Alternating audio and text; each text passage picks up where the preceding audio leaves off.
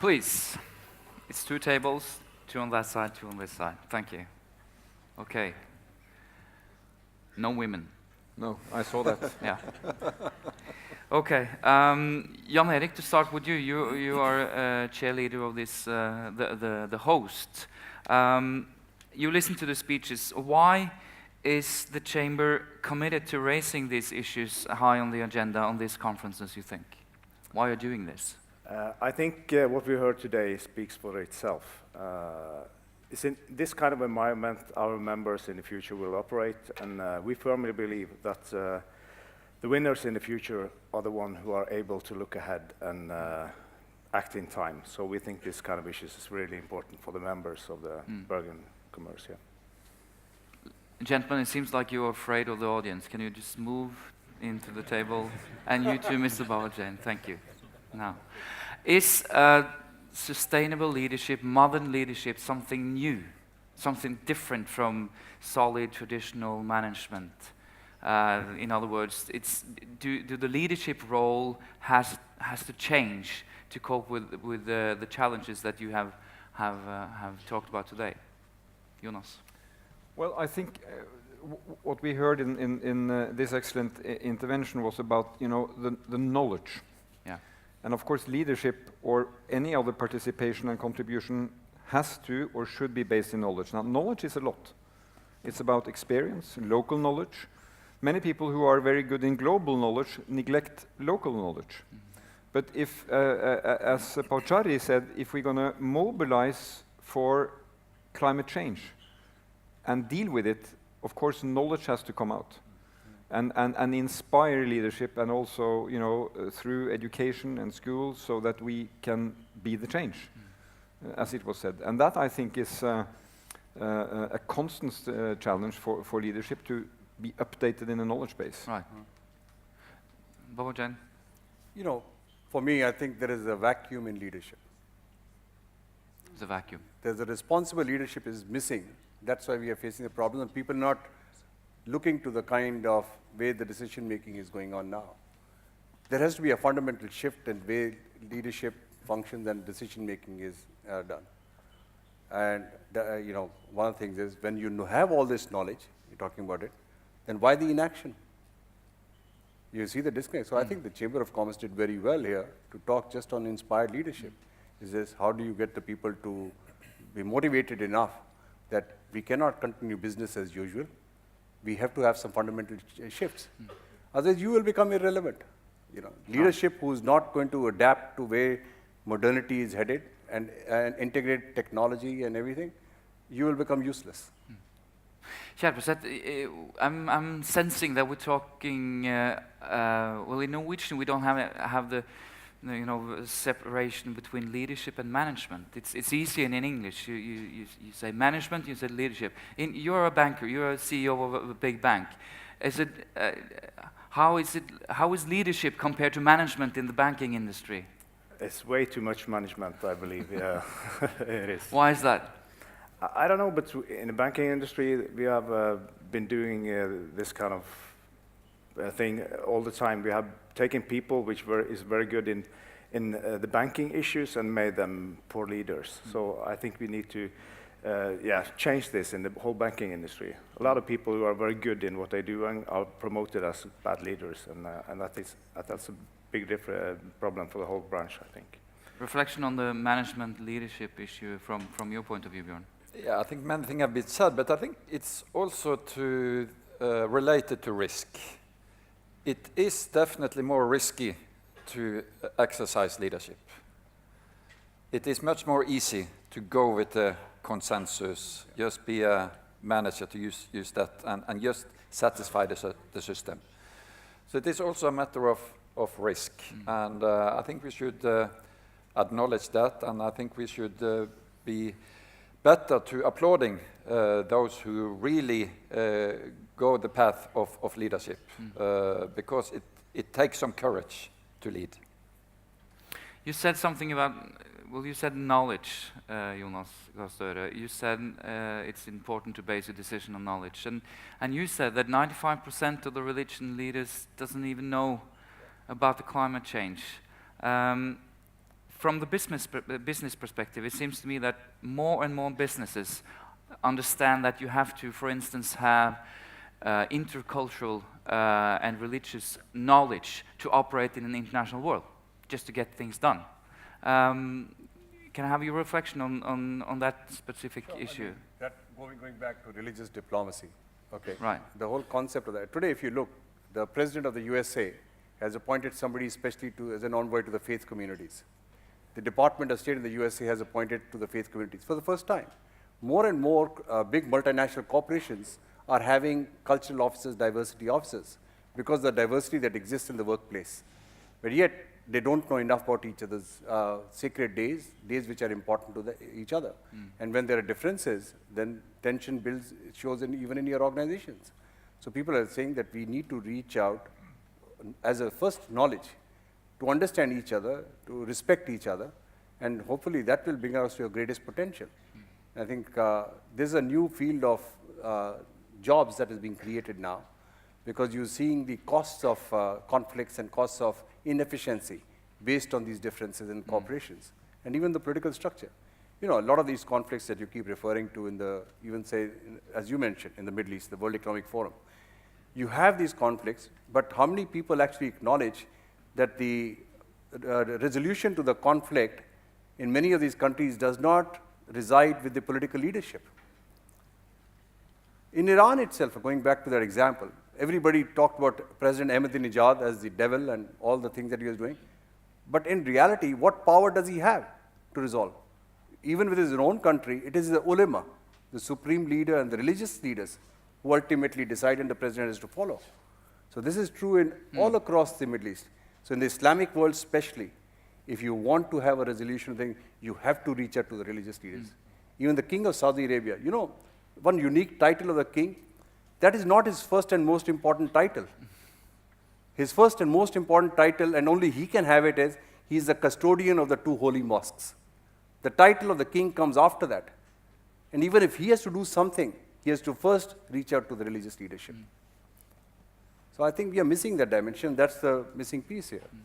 But here I think, again, it comes back to my point that unless leadership is able, through inspiration and direction, to include and anchor, you cannot move. Now, look at the United States right now. And I mean, we can say this without prejudice to the United States because their leading scholars are writing about it. They are having blocked institutions. I mean, what does that mean? That means that the United States was, I mean, historically created by people who left Europe, went to America, and they created institution as an antithesis to Europe. Right. So they wanted strict separation of powers. And the United States had the institution that worked well as long as they were able to cooperate on issues that really mattered when it mattered. Now they can't. So a number of decisions that should be made are not made. And you can see many countries like that with institutions made under different circumstances and coping with today's challenges, it doesn't work. A country that I know well after Norway is France.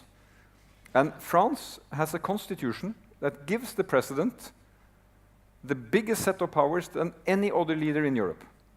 The French president has, you know, almost complete powers if he so chooses to use them. That is the problem with that constitution.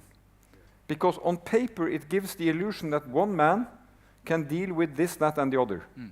But that is not creating, you know, this anchoring, inclusion, ownership.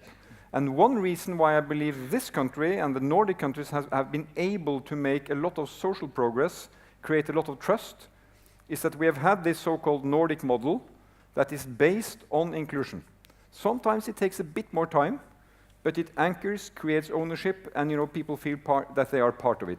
It's not perfect, it needs to be improved, but I think these issues will be fundamental. We, in the democracies, we look at authoritarian states and we say, sometimes it must be good, you know?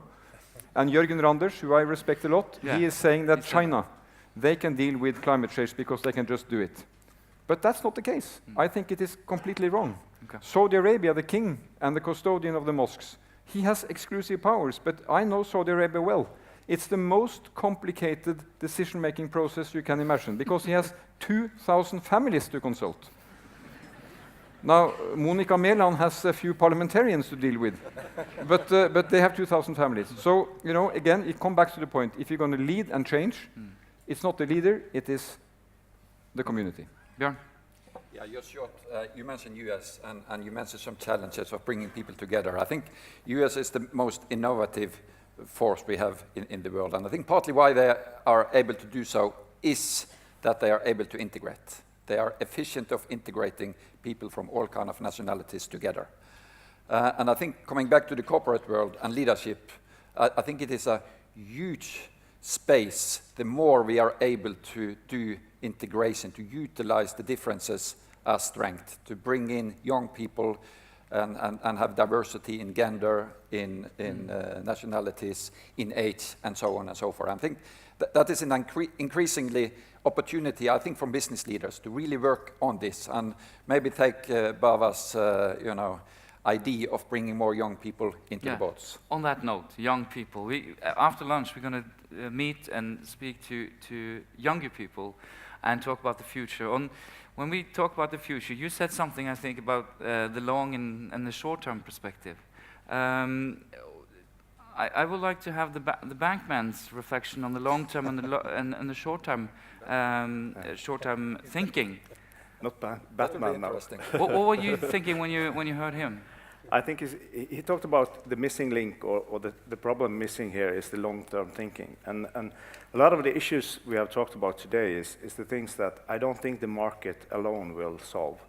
Obama, I think I've said, the free market will fix a lot, but not everything. And I think in terms of everything, that's where the politics comes in, because the capital market today is very short-term thinking. So we need politics to make sure that the CEOs, the companies, are thinking in the long term. And the thing you talked about missing, I think that's a very good point. Yeah. You know, one thing I think leadership fundamentally has to be about serving. You cannot consider yourself that you have to just dictate and order people. I think the foundation principle of leadership has to be to serve. It's horrible right now in the USA. Washington really is broken. I've never seen the Congress so paralyzed and so polarized. Since Obama's election, it's only become more exacerbated. And all they think about is 2 years, who is going to be re-elected and what they have to do in order to be re-elected. Is that the way to run a country? And this is the most powerful nation on the planet? Is that the example that you want to send to the world? So I think those politicians there have to be held accountable. They are not really serving the people. They are doing disservice to the people. I think that's where moral leadership, that's where the Pope can play a unique role. And moral leadership, and we can divide, we said about management leadership, but also formal and informal leadership role. I mean, we have now a Nobel Peace Prize laureate, a young lady who does everything that a leader do.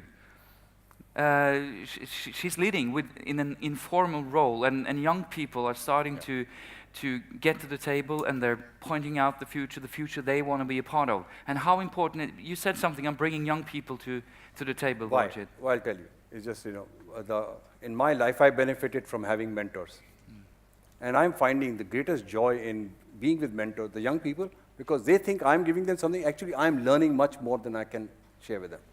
My whole perspective on technology and the use of technology has changed. Yeah. For instance, the way we are constantly glued to these smart devices, and sometimes I know big CEOs who get up in the middle of the night just to answer an email because some part of the world wants my decision right now. Imagine what it's doing to your family life, to yourself. So what these young people told me, he says, Dr. Jain, we decided to do one thing. One day a week we have a digital Sabbath. One day a week we do not touch any technology. Now these people are all glued into technology and using all these resources. But one day they say, we just take off from that. I learned a lot on that. Then the way they communicate is so rapid. And if you want to make the gap in the world shorter, the young people have the ability, because they're not caught into those politics. They're not caught into preconceived notions and thoughts. They're very, very creative, very innovative. Sir. Well, I think, if you mention the example of Malala, I think it's an interesting illustration of inspirational leadership through one individual that sends in this global world extremely powerful messages. Now she was 11 when she started to speak out. Yeah. That's right. And then she got shot, and now, you know, she will be here in a few weeks as a laureate. Mandela was another case. I mean, again, singular, alone in his position, but because he was speaking on behalf of so many, he had this huge message. So I think that is an opportunity also for inspirational leadership, that there are individuals who can really bring messages out, and people can identify with it. So, so leadership is also about identification. You know, can you really feel that I want to be part of this? Obama managed that in 2008. She is managing it in her way now as a young leader. I mean, the day she received the Peace Prize, she said, "I'm not going to pick up the phone before school is over." Yeah. Imagine the message about education and schooling of somebody saying that. Right. And on that note, I know we travel to different places, Bjørn, together.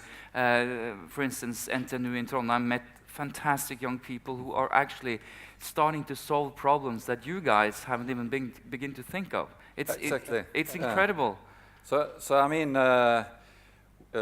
I think the project you're referring to is that we gave some young students and challenge to see how can we work on water. Water has been kind of something we really would like to work on, and how can we, you know, solve or contribute to that challenge. And they come up with, in terms of, you know, 2 months, an idea of using wave power, very much Norwegian-based technology and so on, and then to produce fresh water from salt water. Fantastic idea, which we are now really trying to scale up and get partners into. But the point was that all our best engineers had not been thinking about that idea before. So they come in with this idea, and they said, this is how we can do it. And by the end of the 2 months, all our most senior engineers said that, okay, we can do that. Yeah. And we're standing ovations in Trondheim. Yes. And I know you are putting young people at the table too, Kjell. Yeah, I think what we see right now is that all the branches in the world actually are changing. You can see the taxi branch in London, 10,000 Uber taxis in London in just a few years. So it's a big dynamic thing in all the branches right now. And I think you have a very good point. You need to bring young people and fresh ideas to the table to manage to adapt to those changes. So I think you have a very good point. And I actually have my 35-year-old director for the corporate division competing for being the most promising young leader in Norway right now in Oslo. In Oslo. I hope so. Are the young leaders in here? How many youth are in here? Yes. They're coming after lunch. Why? My question is, why should not be there more young people here when this kind of a debate about inspiring and leadership is being discussed? So something for next year. That's the message to next year. Gentlemen, thank you very much. Thank you. Thank you.